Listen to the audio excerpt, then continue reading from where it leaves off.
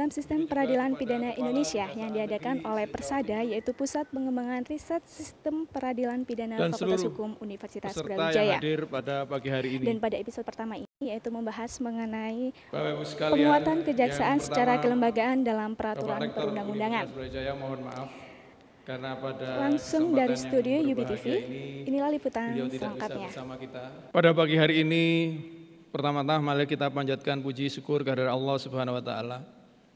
Karena kita mempunyai kesempatan yang sangat berharga ini untuk berseminar bersama-sama memikirkan strategi penguatan fungsi kejaksaan dan sistem peradilan pidana di Indonesia. Bapak Ibu sekalian, kami sebagai universitas, sebagai lembaga yang sangat strategis, sebagai penjaga moral bangsa, ini adalah suatu kesempatan yang luar biasa yang seharusnya kita bersama-sama mendukung teman-teman di Persada ini untuk memberikan kontribusi pada negeri ini. Beberapa waktu yang lalu kami juga mengadakan seminar tentang persiapan atau penyiapan teman-teman dari Kementerian Pertahanan dan Keamanan untuk membuat undang-undang keamanan. Ketika undang-undang itu dibuat, saya yakin teman-teman perguruan tinggi akan secara kritis melihat. Karena sepintas saya membaca, ketika bahasa keamanan lebih berbahasa militer, mestinya tidak demikian. Itu salah satu contoh. Beberapa tahun yang lalu juga saya kebetulan diminta tim legislasi DPR tentang undang-undang perlindungan anak. Ketika saya tanya apa yang dimaksud anak di dalam undang-undang itu, disebutkan anak adalah orang yang manusia sejak umur 0 sampai 17. Ketika saya tanya apa yang dimaksud 0, apakah itu baru lahir atau itu dalam fertilisasi atau yang lain. Nah, sebagai ilmuwan kita secara kritis bisa membacanya. Kalau fertilisasi dianggap 0, maka ada kemungkinan kebijakan-kebijakan pemerintah itu bisa jadi salah dan melanggar hukum. Kenapa saya katakan gitu? Kebetulan saya orang reproduksi. Namanya IUD, spiral, maaf ya. Itu sebetulnya menghambat proses penempelan embrio pada rahim. Artinya pada saat itu sudah terjadi embrio. Ketika itu disebut 0, ya, ketika sudah jadi embrio dan embrio itu akhirnya tidak lahir, tidak menempel di rahim ibu, maka berarti pembunuhan. Itu satu contoh bahwa di situ perlu ada peran perguruan tinggi untuk memasuki domain tertentu di dalam hukum. Meskipun sudah barang tentu perlu ada kajian-kajian yang lain. Karena kami di perguruan tinggi, hal-hal yang praktis mungkin kami tidak paham. Nah, bapak-bapak yang ada di Persada, saya yakin lebih tahu kehidupan praktis itu. Beberapa waktu yang lalu juga kami mengadakan seminar ilmiah tentang membangun ekonomi bangsa. Kami pun juga mencatat ketika seorang ahli ekonom mengatakan bahwa nanti persaingan dunia itu ada di kota-kota. Persaingan bukan negara-negara lagi. Nanti Hong Kong akan bersaing dengan Singapura, Singapura akan bersaing dengan Jakarta, Jakarta akan bersaing dengan Surabaya. Saya bertanya pada waktu itu, apakah kita akan mengikuti persaingan seperti itu? Apakah kita tidak punya nation platform? Karena kalau dibiarkan maka negara ini akan menjadi negara Surabaya, negara Jakarta, negara Arema, dan negara Persib Bandung. Nah, saya yakin kalau kita masih sepakat dengan nation platform yang tadi kita nyanyikan sebagai sebuah bangsa, maka kita harus hati-hati melihat perkembangan ini. Karena pada hari ini demokratisasi berkembang begitu cepat, bahkan kalau kita mau jujur, kemarin kita semua melakukan pilkada. Pilkada ada undang-undangnya dan sah dilakukan. Sudahkah sesuai dengan ideologi bangsa? Saya sempat bertanya kepada ketua MPR pada waktu itu, sudahkah pilkada, pilpres, pemilihan langsung itu sesuai dengan sila keempat? Mari kita renungkan. Ketika sila keempat ternyata demokrasi di Indonesia berdasarkan sebuah sistem perwakilan. Tapi kalau saya ngomong begini, bisa jadi dimusuhi banyak orang. Karena saya dianggap setback. Tetapi di perguruan tinggi kita harus jujur, Bapak Ibu sekalian. Kalau memang kita sudah sepakat dengan demokratisasi, sudahkah kita berpikir platform bangsa kita tentang Pancasila, sila yang keempat, sudahkah kita gunakan itu? Kalau tidak, ya mestinya dirubah sila yang keempat. Ini yang menurut saya, mari kita sama-sama renungkan bersama. Rakyat pada prinsipnya berpikir sangat sederhana. Yang penting pada hari ini saya bisa makan, besok bisa makan, dan untuk bisa makan itu ternyata persoalannya juga tidak sederhana. Di negeri ini yang terjadi adalah banyaknya ketidakadilan. Sebagai contoh, beberapa waktu yang lalu ada data yang aneh. Indonesia lebih murah mengimpor sapi dari Australia ke Jakarta daripada mengirim sapi dari Surabaya ke Jakarta. Ini kan aneh. Dan keanehan itu disebabkan oleh ketidakadilan, Bapak Ibu sekalian. Nah, saya melihat forum hari ini sebetulnya suatu forum yang pas ketika kita bicara sebuah keadilan, di mana jaksa adalah bagian daripada lembaga peradilan yang selama ini mungkin kita melihat dari sisi yang berbeda. Ada suara negatif tentang jaksa, saya yakin itu sebuah fakta. Tetapi apakah selama ini kita biarkan kenegatifan itu?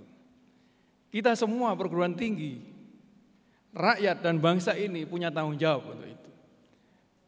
Jaksa adalah bagian dari bangsa ini. Kalau ada ketidakadilan, adalah ketidakadilan dari bangsa ini. Tanggung jawab dari bangsa ini. Karena proses peradilan adalah hasil budaya. Kalau terjadi tidak keadilan adalah menunjukkan bahwa bangsa ini memang bangsa yang belum siap terhadap penegakan keadilan. Saya berharap pada pagi hari ini diawali dari Universitas Brawijaya yang kebetulan ada Fakultas Hukum di sini untuk bagaimana mensupport cita-cita teman-teman kita yang ada di forum kejaksaan. Itu bisa mensupport menegakkan keadilan, karena saya yakin keadilan adalah langkah awal untuk membangun negeri ini. Tanpa keadilan, insya Allah seperti yang saya sampaikan tadi, akan terjadilah negara Surabaya, negara Arema, bahkan negara Papua. Karena rasa keadilan adalah milik semua manusia, kebutuhan semua umat manusia. Untuk itulah dengan ucapan Bismillahirrahmanirrahim, Seminar Nasional Strategi Penguatan Fungsi Kejaksaan dalam Sistem Peradilan Indonesia dinyatakan dibuka. Demikianlah yang bisa saya sampaikan dan selamat berseminar. Billahi taufiq wal hidayah. Wassalamualaikum warahmatullahi wabarakatuh. Bapak Ibu undangan yang berbahagia, berikutnya kita akan menyaksikan penyerahan cindramata Kami undang dengan hormat kembali untuk naik ke atas panggung kepada Bapak Wakil Rektor 4 dan juga Bapak Dr. Yan Maringka SHMH untuk melaksanakan sesi penyerahan cenderamata. Kami persilakan.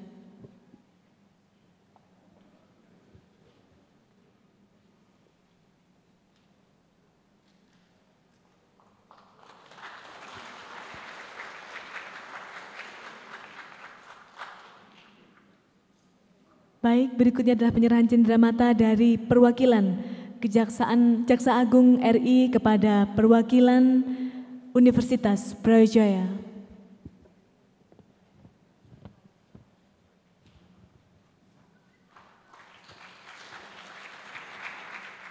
Ya, terima kasih pembawa acara. Bismillahirrahmanirrahim. Assalamualaikum warahmatullahi wabarakatuh. Selamat pagi dan salam sejahtera bagi yang beragama lain. Di tengah-tengah kita pada pagi hari ini telah hadir Kabiro Hukum dan Hubungan Luar Negeri Kejaksaan Agung, Dr. Yan S. Maringka SHMH. Selamat datang Bapak. Kemudian Bapak Indro Sugianto SHMH. Selamat datang Bapak. Beliau adalah selaku komisioner Komisi Kejaksaan.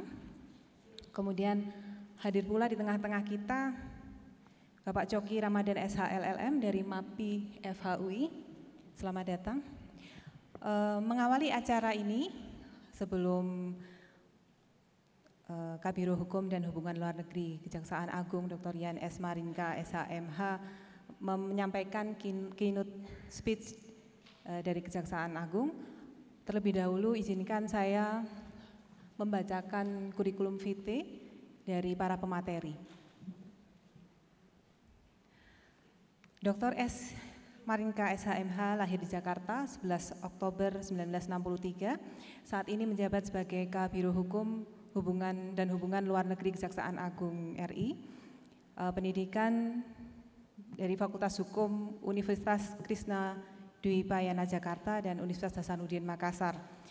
Bergabung dengan Kejaksaan Republik Indonesia pada tahun 89 dan beberapa jabatan penting yang pernah diampu oleh beliau adalah pada tahun 2003 sebagai Kepala Kejaksaan Negeri Tarakan, tahun 2005 sebagai Atase Kejaksaan pada KJRI Hong Kong, pada tahun 2008 sebagai Kepala Bagian Kerjasama Hukum Luar Negeri Kejaksaan Agung Republik Indonesia, pada tahun 2010 menjabat sebagai Kepala Kejaksaan Negeri Serang, pada tahun 2012 sampai dengan 2014 sebagai Asisten Umum Kejaksaan Agung, dan saat ini menjabat sebagai Kabiro Hukum dan Hubungan Luar Negeri Kejaksaan Agung RI.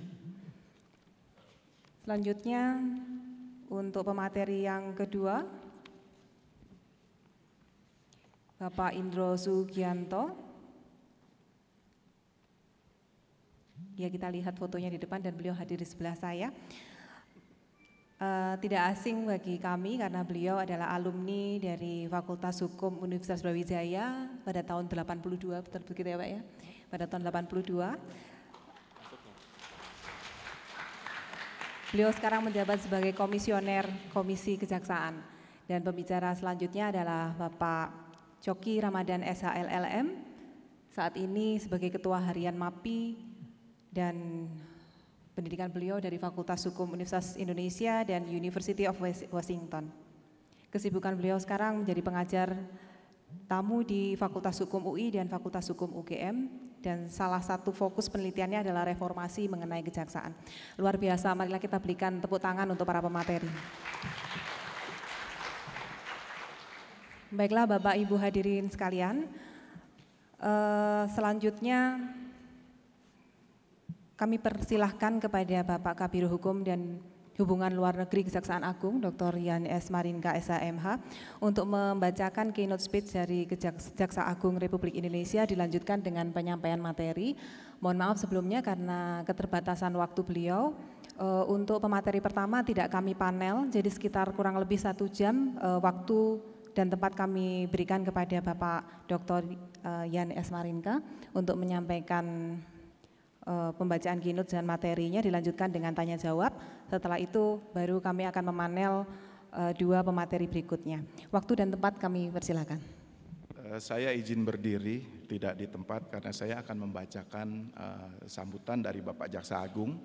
Sebenarnya Bapak Jaksa Agung sendiri berkenan untuk hadir, namun ternyata banyak kegiatan yang pada pagi hari ini kita lihat bersama di suasana Republik kita, sehingga beliau menitipkan salam hangat bagi Universitas Brawijaya dan mengucapkan terima kasih dan berjanji pada suatu saat akan kembali untuk meningkatkan kerjasama yang baik ini.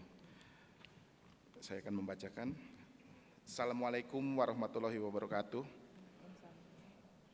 Yang kami hormati Rektor Universitas Brawijaya Malang, Dekan Fakultas Hukum dan Dekan Fakultas Se-Universitas Brawijaya atau yang mewakili, Kepala Kejaksaan Tinggi Jawa Timur yang dalam hal ini diwakili oleh Ibu Wakajati, Ibu Diah Srikanti, para Kajari se-Jawa Timur, hadirin yang berbahagia.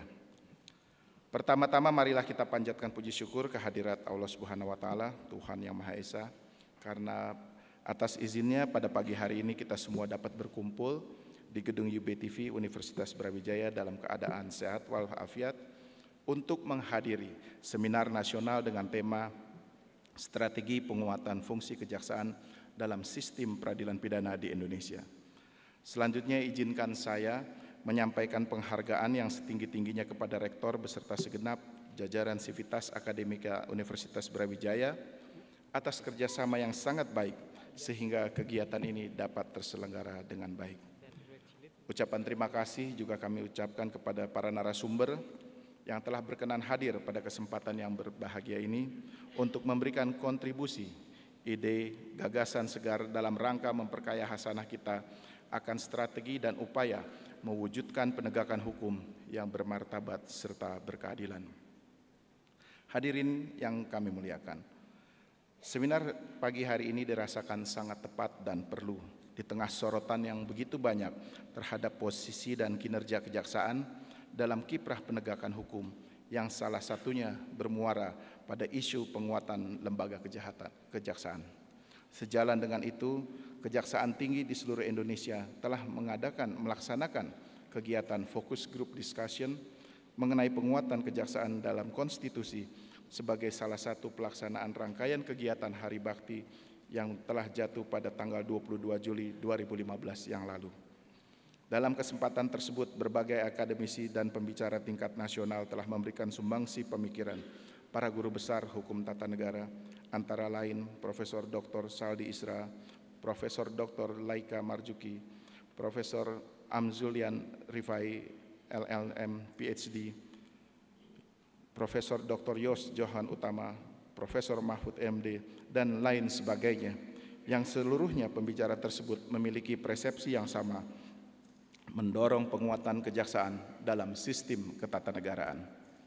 Berangkat dari kesadaran bahwa kepercayaan dari masyarakat merupakan modal penting dalam penyelenggaraan negara, maka pemerintahan di bawah kepemimpinan Presiden Joko Widodo dan Yusuf Kala telah menegaskan komitmennya untuk membangun tata kelola pemerintahan yang bersih, efektif, demokratis.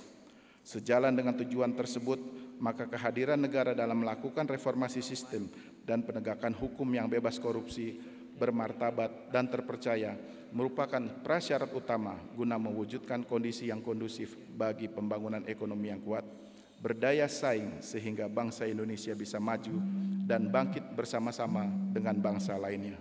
Ketika TNI Polri sudah memisahkan diri, Polri menjadi penyidikan berada di dalam perlindungan di dalam konstitusi. Yang kedua, tetapi tidak semuanya hanya mengawasi saja.